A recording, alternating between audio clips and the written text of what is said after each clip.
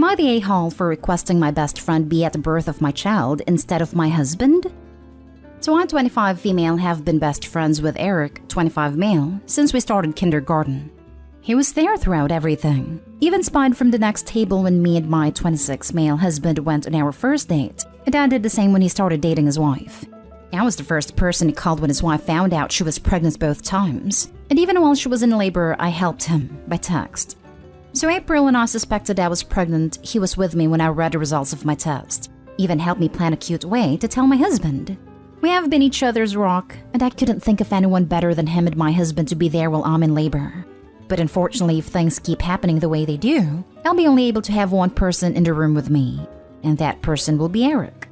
He was on board, and I planned to tell my husband when I knew for sure. At the moment, it's normal rules, but obviously things can change over a bug issue at any time. But Eric's wife found out and showed up at my house, screaming for a paternity test because she believes the baby's his. It's 1000% not. My husband was in shock and told me he's sick of third-wheeling our relationship, then packed a bag then left. Eric also sent me a text saying he wants to be with me when I go into labor, and he will be limiting our contact from now on. I'm honestly in shock at the events and have gotten so much hate. Now for the comments. You're the a-hole. Do you even love your husband? Is that his child too? I feel like your friend is the father if you'd rather want him in the room. There are definitely times when having someone other than the father of the child be in the room is okay. For example, abusive, no longer together, can't handle the sight of the process, generally squeamish, not a very good comforter, etc. Those things happen. But there's certainly a list of okay substitutes and not okay substitutes. A doula? Sure. Your mom? Go right ahead. Your platonic opposite sex best friend when you're still married? Laughing my butt off. You're the a-hole. Platonic opposite sex BFF, whose wife thinks your baby is actually an affair baby? Massive, you're the a-hole. She went nuclear for a reason. Your husband has a third person in the marriage. Eric. Eric's wife has a third person in the marriage. You. Look, I have a guy best friend and he's literally like my brother, and I tell him lots of things and he's a huge cheerleader of mine. However, I also have boundaries with him. I wouldn't be telling him I was pregnant over my own significant other first. I wouldn't be expecting him to be calling me as his wife was in labor. Like really, get your wife to the hospital, duh. You all can be close, but clearly both of your spouses feel like you have overcrossed a lot of lines. Why did you even marry your husband? Why did Eric even marry his wife?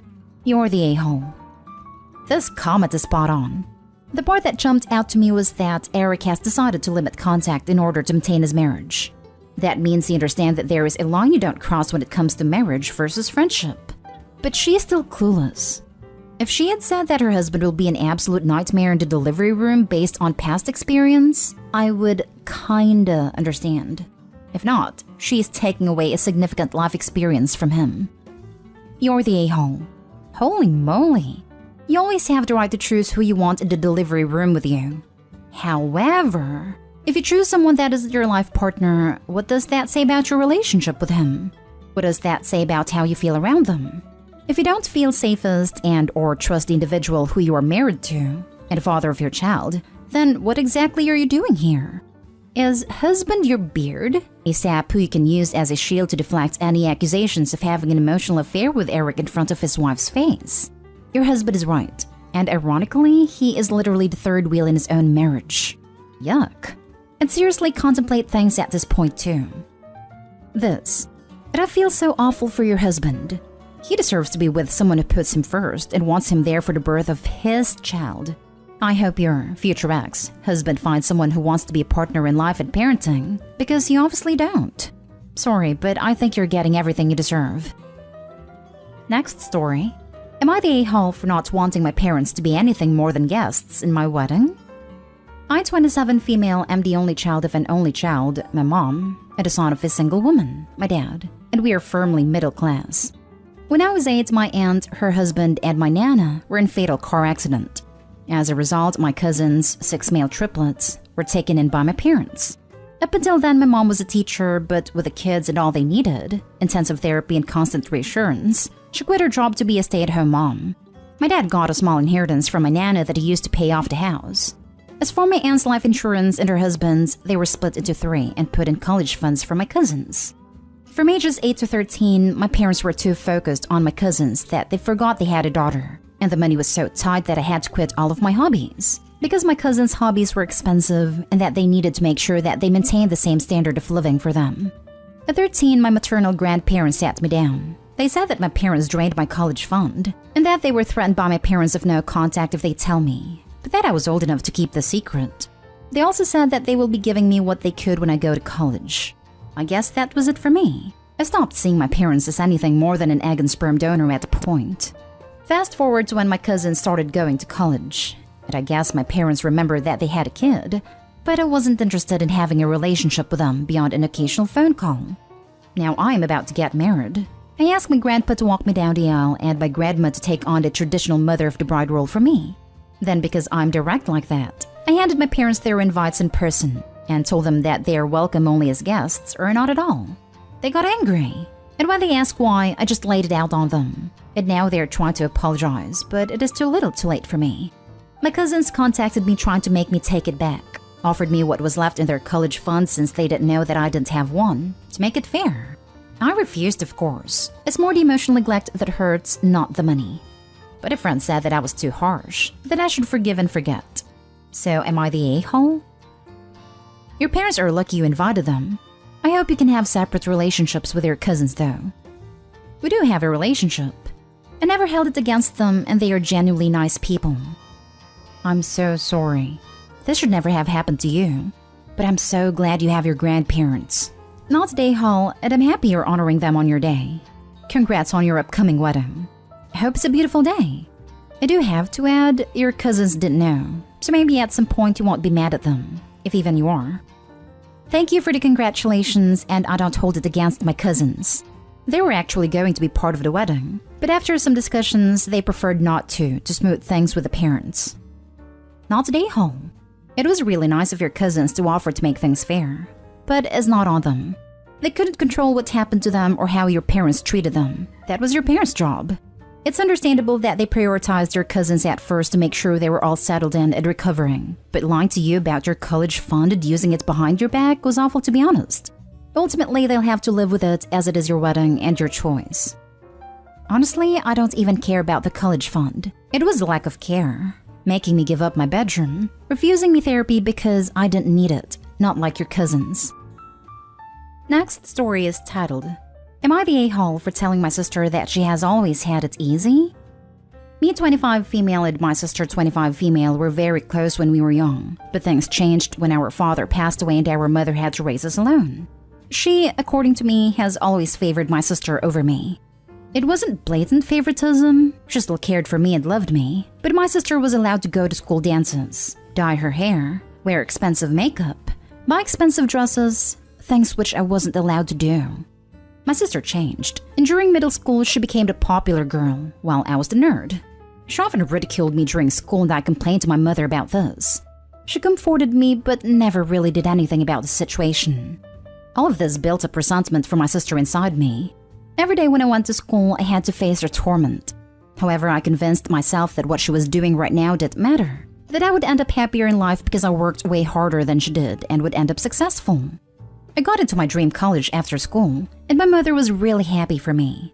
But at the same time, my sister had failed in some of her subjects and had to repeat the year, so my mom didn't want to go out for dinner to celebrate since it would upset my sister. Fast forward a couple of years, and my sister is getting married to a very rich man. I was very happy for her and attended her wedding.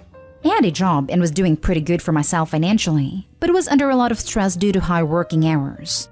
While I was talking to my sister, she said to me and her friends how sad it must be for me to have worked so hard for all those years and still be so unhappy with my life, while she was enjoying hers. She told me that I should have worked smart like her instead of working hard. I got very angry at her and told her that failing school and then deciding to drop out of college was not working smart, and that not everyone was as lucky as her to be born with a pretty face and get married to a rich guy they met on Tinder, even though she herself was a loser. After that, I left. Later, I got a call from my mom telling me that my sister started crying after what I said to her, and that it ruined my sister's special day due to my jealousy. She told me not to show my face to her before I was ready to apologize. What my mom said was definitely true. My mom's subtle favoritism towards her popularity in school, the fact that she has a husband and I'm lonely, And the fact that I have to work hard all my life and still work 12 hours a day to earn money, while she gets served everything on a silver platter while sitting at home, has made me very jealous of her. Am I the a-hole? Not the a-hole. She'll be divorced in a few years, and you'll have all the success you worked so hard for. Your happiness isn't dependent on someone else's misery, but on taking ownership of your own life and being satisfied with who you are and what you're able to accomplish. Not the a-hole. Your sister rubbing her success in your face while demeaning your hard work is horrible. And like the previous comment said, she will likely be replaced once her hubby finds the next pretty face, especially if she has the personality and entitlement you describe. Hopping on the top comment to suggest that you consider therapy. You admit that you are jealous and lonely, and you clearly have resentment towards your family due to bullying and neglect. Now is the time to live your life. Living well is the best revenge. So see if there are avenues to help you with your issues, so that all those bad moments from the past don't intrude on the life you are building for yourself now. Something to consider, OP. Part of therapy may be to go low contact or even no contact with your sister and mother. Seems like you've really struggled with identity issues due to the favoritism. As far as marriage goes, when you find the right person, chances are you will, it will have more substance than your sister's marriage. She seems very materialistic and relies too heavily on physical appearance. But at some point, her looks will fade and or her husband will stop dealing with her entitlement unless she changes. Focus on yourself. Find hobbies to distract you from the BS. As far as your employment goes, making money is great, but you have to ask yourself, is the money worth the stress? If you can say yes, great. Chances are you'll say no and you should seek new employment. Next story. Am I the a-hole for telling my mom that I can't wait to move out and leave her with my siblings? This post might run long, but there's some backstory required. So I, female 25, currently live with my parents along with my siblings, female 26 and male 23. None of us pay rent because my parents want us to save up. Both my sister and I have full-time jobs after going to university and have stable careers. My brother was spoiled since he was young and dropped out of college twice and currently works with my dad, meaning he goes to work when he feels like it, once a week and for 1 hour. Other than that, he doesn't do anything in the house and sleeps all day, and neither does my sister. Alongside my mom, I cook and clean for them, since I know how to as I was the only one who moved out for college. My mom or dad don't force them to do anything, so they don't. They don't know how to cook or clean. They also have no plans to move out, whereas I do once I save enough money. I keep trying to tell my parents that they need to force my sister and brother to grow up, and that they can't be so reliant on them for basic necessities that an adult should be able to do for themselves. But my parents are adamant that it's fine. Here's where it got really bad. I was in a work meeting and I was stressed out, and my parents asked me to make dinner for my siblings. And I said I couldn't and that my siblings can easily get dinner started. She said no because my brother was sleeping at 6 p.m. and my sister wasn't home. I said this is getting too ridiculous and that I can't wait to move out so that my parents can deal with their adult children alone. I told them to not come whine to me when my siblings are 40 and still living at home. I feel terrible because my parents do a lot for me too, but I feel like the Cinderella of this story, and I feel taken for granted because I know how to survive as an adult. Not today, Hall. Your parents needed to hear that. Hopefully it will sink in. Besides, there's a difference between helping your parents who helped you versus living for two lazy adult children who haven't done anything for you. Honestly, this is ridiculous. They want you to cook for a 26-year-old and a 23-year-old? Are they toddlers? You are right that your parents are in for a hell of a time once you move out. If they had been under my grandma, she would have kicked them. Start cooking normal meals for you and your parents and kid meals for your siblings. Tiny servings of frozen chicken nuggets and chips, peanut butter and jelly sandwiches, microwave mac and cheese. And for maximum effect, get them a cheap plastic kid meal toy each. Yeah, I'm petty. Not today, home. The truth hurts. You should fast forward your plans to get out of there. Your peace of mind will thank you. Now for the last story. Am I the a-hole for asking my son on my parents' behalf to stop speaking his native language? I am originally from Egypt, but moved to Sweden after I unintentionally became pregnant while on vacation several years back. My parents were enraged at the news, since I wasn't married to the father of my child, so I decided to separate from them and move to Sweden and married my husband. We now have a son, 15, and our cat. I recently convinced my husband and son to move to Egypt, and things have been a little rough. Our son has been fighting me left and right. One of the main reasons I wanted to move back was because my parents and I have made peace, but they do not want any Swedish spoken in their presence as it isn't their language. My son knows Arabic as a second language, but he refuses to speak it when he doesn't have to, instead speaking in Swedish for most of the time. My parents have told me they don't like it, and I don't like it either. I find it disrespectful and I feel like Sweden isn't part of our lives anymore. So I asked my son if he could stop speaking the language, at least not constantly. He called me Nihal and hasn't spoken to me. I don't want to involve my husband because he's been very stressed lately. I hope someone sees my point of view. Now for the comments. This may be the post that earns A-Haul of the Week. Sweden is all your son has ever known. That's his entire life that you just appended to please your honestly awful parents. Saying that Sweden isn't part of our lives anymore is horrid. The world doesn't revolve around you or your desires. You sound like a narcissistic parent based on those comments, and your complete disregard for your son's emotional state. You're the a-hole. Exactly this. Sweden may no longer be part of your life, but it is very much of your son's life. It is all he has known until you persuaded your family to move to please your parents, who has suddenly had a change of heart and want to know you. Sweden will also be part of her life in the future. Her husband is Swedish. Unless they've fully cut contact with his family and all friends from the past 16 years. Pretty sure Sweden will be her son's entire life when he escapes her in 2 to 3 years.